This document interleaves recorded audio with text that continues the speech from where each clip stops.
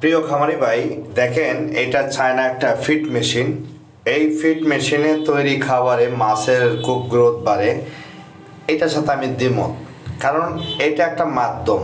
এটাখানে আপনি যে ধরনের উন্নত মানের খাবার, কার্বোহাইড্রেট, প্রোটিন, ফ্যাট জাতীয় ডেভেলপ করবেন, সেটার মেকিংয়ের পরে হয়তো মান ঠিক থাকবে সব কিছু, কিন্তু আপনার ভালো লাগবে, সায়েন্টিস্ট লাগবে, ভালো উন্নত মানের আপনার খাবার পরিমাণ মতো দিতে হবে। তারপরে এটাতে মেকিং করলে হয়তো খাবারের আর্দ্রতাটা ঠিক থাকবে।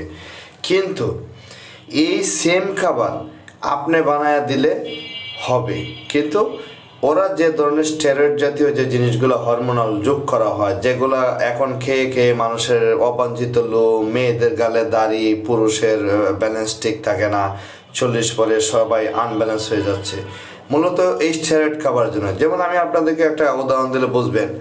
আপনি বাসায় সিঙ্গারা বানাইছেন, মজা হয় না, কিন্তু বাইরের সিঙ্গারা মজা হয়। কারণ কি? ওই যে টেস্টিং সল্ট কারা ব্যবহার করে, এটা হচ্ছে মূলত ফ্যাক্টর। তা আমি এই ভিডিওটা এই জন্য দিয়েছি, এক ভাই বলছিলাম যে শামুক খাইছে হাঁসের লেদা মাছের খাবার, উনি বলতেছে যে না, এটা ভালো না, চায়না ফিড ভালো, এই জন্য আমি এটা দিলাম।